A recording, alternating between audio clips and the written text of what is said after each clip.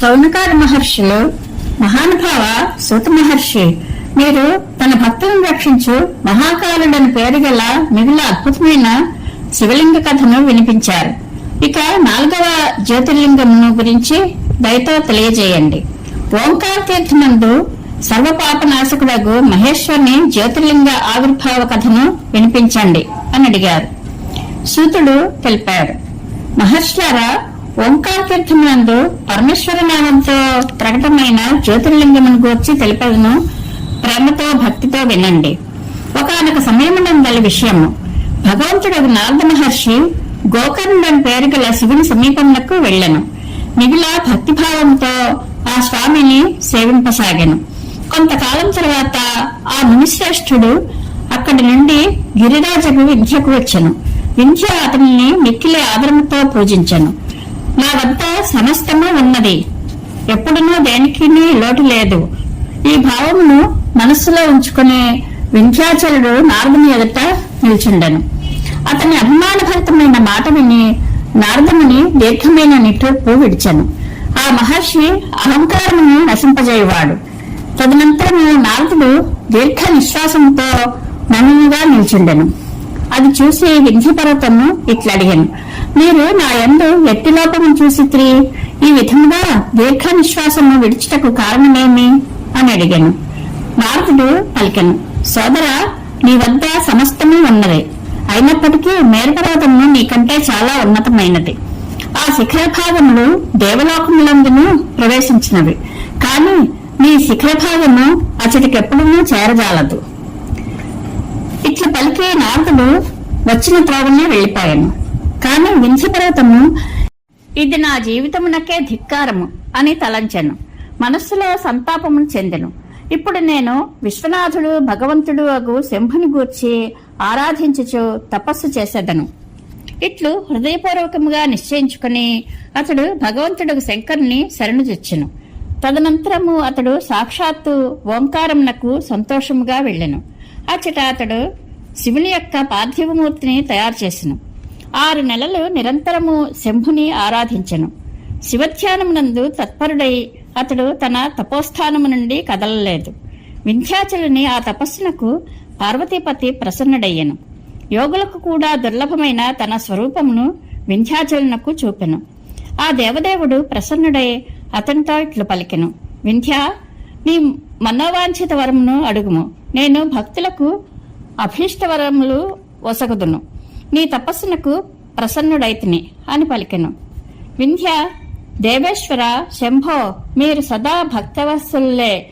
నా ఎడల ప్రసన్నులైనచో నా కార్యమును సిద్ధింపచేసుకున్నటకు నాకు అవసరమైన బుద్ధిని ప్రసాదింపుడు అని పలికెను. భగవంతుడు శంభుడు అతనికి ఉత్తమ వరముల నొసగి ఇట్లు పలికెను, పర్వతరాజుకు వింధ్య, ఇష్టము వచ్చినట్లు చేసుకొనుము అనెను. అప్పుడు దేవతలు, నిర్మల అంతఃకరణములు గల ఋషులు అచటకు వచ్చిరి. శంకర్ని పూజించి ఆ స్వామితో ఇట్లు విన్నవించిరి, ప్రభు, మీరిచ్చట స్థిర నివాసముండు అని వేడుకొనిరి. దేవతల మాటలను విని పరమేశ్వరుడు శివుడు ప్రసన్నుడయ్యను. లోకములకు సుఖము నొసగటకై ఆ స్వామి సంతోషముతో అట్లే చేసెను. అచట ఒకే ఓంకారలింగం ఉండెను. అది 2 స్వరూపములుగా విభజితమయ్యెను. ప్రణవనందున్న సదాశివుడు ఓంకారుడని పేరుతో ఖ్యాతి వహించెను. పార్థివమూర్తి యందు శివజ్యోతి ప్రతిష్ఠితమై ఉండెను. అది పరమేశ్వర నామముతో విలసిల్లెను. ఈ పరమేశ్వరునే అమలేశ్వరుడని కూడా చెప్పెదరు. ఇట్లు ఓంకారుడు, పరమేశ్వరుడు, ఈ 2 శివలింగములు భక్తులకు ఆ స్వామి కోరిన ఫలములను ప్రసాదించుండును.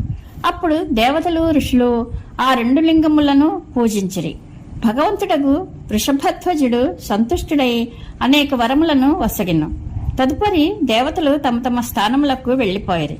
వింధ్యాచలుడు కూడా మిగుల ఆనందమును అనుభవింపసాగిను.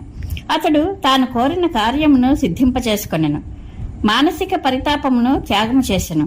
ఇట్లు భగవంతుడుగు శంకరుని పూజించువాడు తల్లి గర్భమున ప్రవేశించడు. తాను కోరిన ఫలములను పొందును. ఇందులో సందేహం లేదు. మహర్షులారా, ఓంకారమునందు ప్రకటితమైన జ్యోతిర్లింగమును ఆరాధించుట వలన కలుగు ఫలములను మీకు వినిపించెతిని. దీని తరువాత ఉత్తమమగు కేదారుడని పేరు గల జ్యోతిర్లింగమును వర్ణించెదను అని సూతుడు సౌనకాది మహర్షులతో పలికెను. సూతుడు చెప్పసాగెను. బ్రాహ్మణులారా, భగవంతుడు విష్ణువు నరనారాయణులని పేరుతో ఇరువురుగా అవతరించెను. వారిరువురు భారతదేశం నందలి బదరికాశ్రమమున తపస్సు చేయుచుండిరి. వారిరువురు పార్థివలింగమును తయారు చేసిరి. దానిలో స్థితుడై పూజలను స్వీకరించమని భగవంతుడు శంభుని ప్రార్థించిరి. శివుడు భక్తాధీనుడు కనుక వారి చేయి పూజలను గ్రహించుటకై ఆ ప్రభువు పార్థివ శివలింగమునందు వచ్చి చేరెను. వారు పార్థివలింగమును పూజించుండ్రి. అనేక దినములు గడిచిపోయిను. ఒకనాడు శివుడు ప్రసన్నుడై, నేను మీ ఆరాధన చేత సంతుష్టుడనైతిని. మీరిరువురు వరములను కోరుకొనుడు అని పలికెను. అప్పుడు మహేశ్వరుడు అట్లు పలకగా నరనారాయణులు ప్రజలకు హితము చేయనుద్దేశముతో ఇట్లు ప్రార్థించిరి. దేవేశ్వర, మీరు ప్రసన్నులైనచో, మాకు వరములివ్వదలిచించో, మీరు స్వస్వరూపులై పూజలను గ్రహించుచో ఇక్కడనే నిలిచిపోవుడు అని పలికిరి. ఆ బంధువులిరువురు ఇట్లు ప్రార్థించగా కళ్యాణప్రదుడగు మహేశ్వరుడు హిమాలయములందలి కేదార తీర్థమునందు స్వయముగా జ్యోతిర్లింగ రూపమున వెలిసెను. ఆ ఇరువురి చేత ఆ స్వామి పూజింపబడెను. ఆ దేవదేవుడు దుఃఖమును భయమును నశింపజేసి ప్రజలకు ఉపకారం అనరించును. భక్తులకు దర్శనమొసగుటకు స్వయముగా కేదారేశ్వరుడని పేరుతో ప్రసిద్ధి చెంది అచటనే నివసించెను. తన్ను దర్శించి పూజించు భక్తులకు సదా వారు కోరిన వస్తువులను ప్రసాదించును. ఆ దినము నుండి భక్తిభావముతో కేదారేశ్వరుని పూజించిన వారికి స్వప్నం నుండి కూడా దుఃఖములు కలుగవు. భగవంతుడు శివభక్తుడు శివలింగ సమీపమున శివరూపమున అంకిత భావంతో వలయము కంకణము సమర్పించినచో అట్టివాడు వలయముతో కూడిన స్వరూప దర్శనం పొంది సకల పాపముల నుండి ముక్తుడగును, జీవన్ముక్తుడు కూడా అగును. బదరీవనమునకు యాత్ర చేయడానికి జీవన్ముక్తి కూడా లభించును. నరనారాయణుల కేదారేశ్వర శివరూపమును దర్శించి మానవుడు మోక్షమును పొందును. ఇందులో సంశయం లేదు. కేదారేశ్వరుని మీద భక్తి కలిగిన పురుషుడు అచటికి వెళ్ళటకు యాత్ర ప్రారంభించును. ఆ స్వామిని చేరుటకు ముందే మరణించినచో అతడు కూడా మోక్షమును పొందును. దీనిని గురించి ఆలోచించవలసిన అవసరం లేదు. కేదార తీర్థమునకు వెళ్లి అచట భక్తితో కేదారేశ్వరుని పూజించి ఆ జలమును త్రాగించో మానవులకు పునర్జన్మ ఉండదు. బ్రాహ్మణులారా, ఈ భారతదేశమునందు భక్తిభావముతో సకల జీవులు భగవంతులకు నరనారాయణులను అట్లే కేదారేశ్వరులను శంభుని పూజించెదరు. ఇప్పుడు నేను భీమశంకర నామంతో వెలయు జ్యోతిర్లింగ మహాత్మ్యమును తెలిపెదను. కామరూపదేశమందు లోకహితార్థము సాక్షాత్తు భగవంతుడైన శంకరుడు జ్యోతిర్లింగ రూపమున అవతరించెను. అతడి స్వామి రూపము శుభమునకు సుఖమునకు ఆశ్రయము. బ్రాహ్మణులారా, పూర్వము ఒక మహాపరాక్రమవంతుడగు రాక్షసుడుండెను. అతని పేరు భీముడు. అతడు సతతము ధర్మమును నశింపజేయుచుండెను. సమస్త ప్రాణులకు దుఃఖమును కలిగించుండెను. మహాబలవంతుడైన ఆ రాక్షసుడు కుంభకర్ణుని వీర్యంతో కర్కటి యొక్క గర్భమున జన్మించెను. తన తల్లితో కూడి సహ్యపర్వతమున నివసించుండెను. అతడు సమస్త లోకములకు దుఃఖమును కలిగించువాడు. భయంకరమైన పరాక్రమవంతుడు, దుష్టుడు. ఒకనాడు ఆ భీముడు తన తల్లిని అడిగెను, అమ్మా, నా తండ్రి ఎచ్చటనున్నాడు? నీవు ఒంటరిగా ఎందుకుందువు? నేను ఈ వృత్తాంతమంతయు తెలుసుకుని కోరుచున్నాను కనుక ఉన్నదన్నట్లు తెలుపుము అని అడిగాను. కర్కటి ఇట్లు పలికెను, నాయనా, రావణుని చిన్న తమ్ముడు కుంభకర్ణుడు నీ తండ్రి.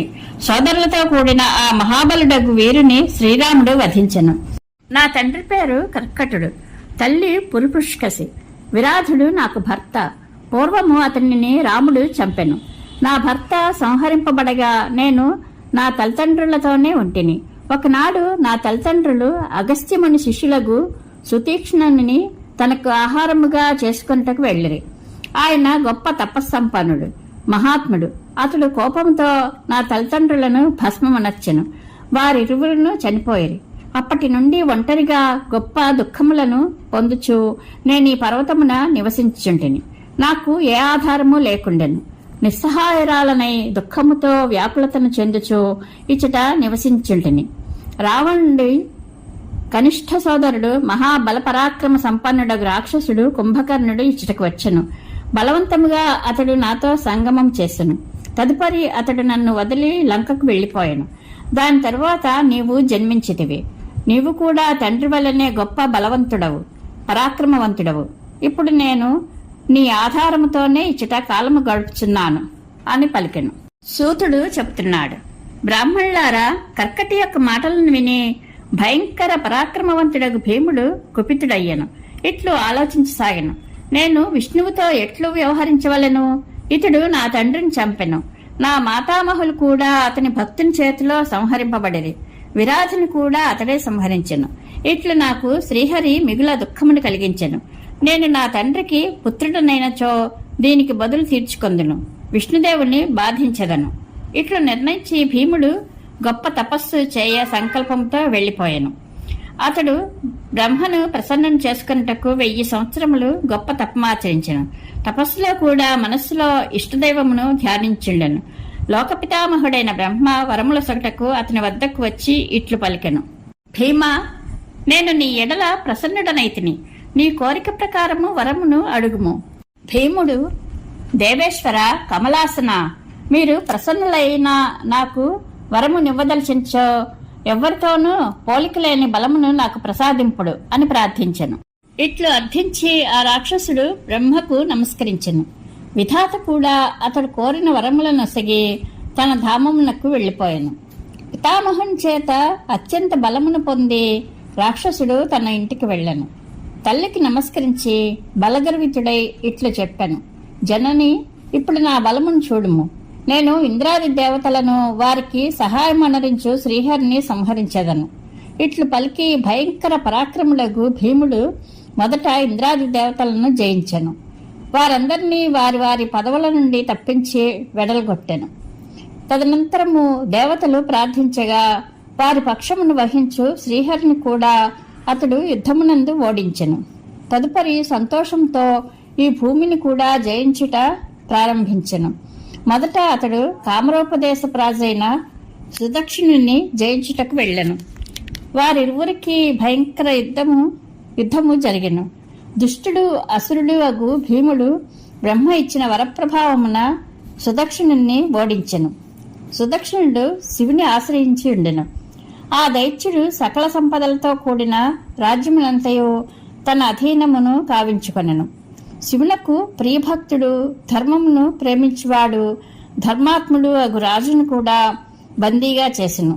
అతని కాళ్లకు సంకెళ్లు వేసి ఏకాంత స్థానమునందు ఖైదు చేసెను. అచటనే ఆ మహారాజు భగవంతుని ప్రీతి కొరకు శివుని ఉత్తమ పార్థివాకారమును తయారు చేసెను. ఆ స్వామిని భజించుట, పూజించుట ప్రారంభించెను. అతడు పదే పదే గంగామాతను స్తుతించెను. మానసికముగా స్నానాదులను ఆచరించుచు పార్థివ పూజా విధానముతో శంకరుని ఆరాధించెను. విధిపూర్వకముగా భగవంతుడగు శివుని ధ్యానించి ప్రణవముతో కూడిన పంచాక్షర మంత్రము జపించసాగాను. అప్పుడు వారికి వేరొక పని చేయుటకు అవకాశమే లేకుండెను. అతని భార్య మహాసాధ్వీను మహారాజునకు ప్రియురాలు అగు దక్షిణ భక్తి శ్రద్ధలతో పార్థివ పూజ చేయుచుండెను. ఆ దంపతులు అనన్య భక్తిభావంతో భక్తులకు కళ్యాణప్రదుడు భగవంతుడు అగు శంకరుని ధ్యానించుచు ప్రతిదినము ఆ స్వామి ఆరాధనయందు ఆసక్తులై ఉండిరి. ఇచ్చట ఆ రాక్షసుడు వరాభిమానం చేత మోహితుడయ్యను. యజ్ఞకర్మలు సకల ధర్మములు లుప్తం చేయసాగాను. మీరు చేయి సమస్తమును నాకు అర్పించుడు అని అందరితో చెప్పసాగాను. మహర్షులారా, దుష్టులకు రాక్షసుల గొప్ప సైన్యమును సమకూర్చుకొని పృథివినంతయు తన అధీనము చేసుకొనెను. అతడు వేదములకు, శాస్త్రములకు, స్మృతులకు, పురాణములందు చెప్పబడిన ధర్మములకు ఆఘాతం కలిగించెను. శక్తిశాలి కనుక అన్నిటినీ స్వయంగా అనుభవించుచుండెను. అప్పుడు దేవతలు, ఋషులు ఆ రాక్షసునితో మిగుల పీడితులై మహాకోశ తీరమునకు వెళ్లిరి. అచట వారు శివుని ఆరాధించి స్తుతింపసాగిరి. వారి స్థుతులకు భగవంతుడు శివుడు మిగుల ప్రసన్నుడై వారితో ఇట్లు పలికెను, దేవగణములారా, మహర్షులారా, నేను ప్రసన్నుడనైతిని. వరమడుగుడు, మీకు ఏ కార్యమును సఫలమనర్చవలను అని అడిగాను. దేవతలు, దేవేశ్వర, మీరు అంతర్యాములు కనుక మా మనస్సులలో ఉన్న సకల విషయములను మీరెరుగుతురు. మీకు తెలియనిదేమీనూ లేదు. ప్రభు మహేశ్వర, కుంభకర్ణునికి పుట్టిన కర్కటి అనే రాక్షసు యొక్క బలవంతుడు పుత్రుడు భీముడు బ్రహ్మ ఇచ్చిన వరములతో శక్తిశాలి అయ్యను. దేవతలను నిరంతరం బాధించున్నాడు. కనుక మీరు దుఃఖములు కలిగించు ఈ రాక్షసుని నశింపజేయుడు, మా మీద దయచూపుడు, ఆలస్యం చేయకుడు అని ప్రార్థించరి. దేవతల ప్రార్థనను వినిన పరమేశ్వరుడు, దేవతలారా, కామరూపదేశపు రాజు సుదక్షిణుడు నాకు గొప్ప భక్తుడు. అతనికి నా సందేశమును వినిపింపుడు. అప్పుడు మీ కార్యమంతయు సఫలమగును. అతనితో ఇట్లు పలుకుడు: కామరూపదేశాధిపతి మహారాజైన సుదక్షిణ, ప్రభు, నీవు నాకు శ్రేష్టమగు భక్తుడవు కనుక శ్రద్ధతో నా భజన చేయుము. దుష్టరాక్షసుడగు భీముడు బ్రహ్మ ఇచ్చిన వరములతో ప్రబలుడయ్యను కనుక అతడు నిన్ను తిరస్కరించెను. నేనిప్పుడు ఈ దుష్టుని సంహరించదను, ఇందులో సందేహం లేదు అని చెప్పాను. సూతుడు చెప్పసాగెను: బ్రాహ్మణులారా, శివుడు చెప్పిన సందేశమును వినిన ఆ దేవతలందరూ మిగులు సంతసించిరి. అచ్చటికి వెళ్లి శివుడు చెప్పిన మాటలను ఆ మహారాజునకు విన్నవించిరి. ఆ సందేశమును వినిపించి దేవతలు మహర్షులు మిగుల ఆనందించిరి. వారందరూ శీఘ్రముగా తమ తమ ఆశ్రమములకు వెళ్లిపోయారు. భగవంతుడు శివుడు కూడా తన గణములతో లోకహితార్థము తన భక్తుని రక్షించుటకు సాదరముగా మహారాజు దగ్గరకు వెళ్లెను. గుప్తరూపమున అచటనే ఉండెను. ఆ సమయమున కామరూప నరేశుడు పార్థివ శివుని ఎదుట గాఢముగా ధ్యానమును చేయసాగను. ఇంతలోనే ఎవ్వరో ఆ రాక్షసుని దగ్గరకు వెళ్లి, రాజా, నిన్ను నశింపచేయుటకు పునశ్చరణము చేయుచున్నారు అని చెప్పెను. ఈ సమాచారము వినగనే ఆ రాక్షసుడు కుపితుడయ్యెను. అతనిని చంపుటకు తన ఖడ్గమును చేతిలోనికి తీసుకుని రాజు దగ్గరకు వెళ్లెను.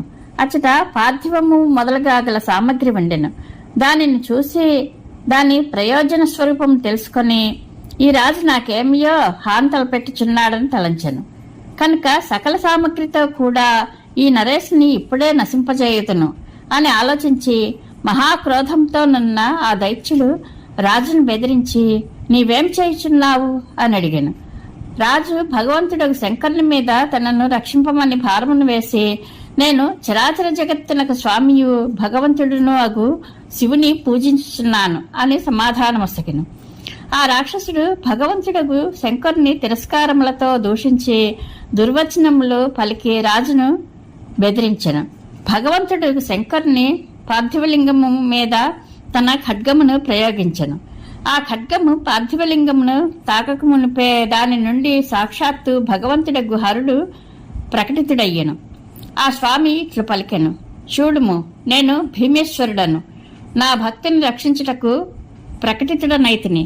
నేను సదా నా భక్తులను రక్షించుచుందును. ఇది మొదటి నుండియే నా వ్రతము కనుక భక్తులకు సుఖము ప్రసాదించడే నా బలము వైపు దృష్టి సారింపము అని పలికెను. ఇట్లు పలికి భగవంతుడు శివుడు పినాకంతో అతని ఖడ్గమును 2 ముక్కలు చేసెను. అప్పుడు ఆ దైత్యుడు తన త్రిశూలమును ప్రయోగించెను. కాని ఆ ప్రభు ఆ దుష్టుని త్రిశూలమును కూడా 100 ముక్కలు చేసెను. తదుపరి శంకరునకు రాక్షసులకు భయంకరమైన యుద్ధము జరిగెను. దానివలన జగత్తంతయు కలత చెందెను. అప్పుడు నారదుడు అచ్చటకు వచ్చి భగవంతుడు శంకరుని ఇట్లు ప్రార్థించెను: ప్రజలను భ్రమింపచేయి మహేశ్వర, ప్రభు క్షమింపుడు. గడ్డిపోచను త్రెంచుటకు గొడ్డలిని ఉపయోగించే అవసరం ఏమున్నది? ప్రభు వీనిని వెంటనే సంహరింపుడు. నారదుని ఈ ప్రార్థనను విని భగవంతుడు శంకరుడు తన హుంకారము చేతనే ఆ రాక్షసులందరినీ భస్మం చేసెను. మునీంద్ర, సమస్త దేవతలు చూచుచుండగానే శివుడు ఆ రాక్షసులందరినీ దగ్ధం చేసెను. తదనంతరము శంకరుని కృపచేత ఇంద్రాది సమస్త దేవతలకు మునీశ్వరులకు శాంతి లభించెను. సకల జగత్తునకును స్వస్థత చేకూరెను. అప్పుడు దేవతలు మునులు శంకరుని ఇట్లు ప్రార్థించిరి: ప్రభు, మీరు ఇచ్చటి ప్రజలకు సౌఖ్యమును ప్రసాదించుటకు తాము సదా ఇచ్చోట నివసింపుడు. ఈ ప్రదేశము నిందనీయముగా భావింపబడినది. ఇచ్చటికి వచ్చే ప్రజలకు దుఃఖమే ప్రాప్తించును. కాని మీ దర్శనం వలన ఇచ్చటి వారి అందరికీ శుభమే జరుగును. మీరు భీమశంకరుడు అనే పేరుతో విఖ్యాతులగుదురు. అందరి మనోరథములు సిద్ధించును. మీ ఈ జ్యోతిర్లింగము సదా పూజనీయము, సకల ఆపదలను నివారించిన దగును. బ్రాహ్మణులారా, వారందరూ ఇట్లు ప్రార్థించగా లోకమునకు హితమును చేకూర్చు భక్తవత్సలుడగు పరమ స్వతంత్రుడైన పరమశివుడు ప్రసన్నుడై అచటనే స్థితుడై ఉండిపోయెను అని సూతుడు శౌనకాది మహర్షులకు తెలిపాను.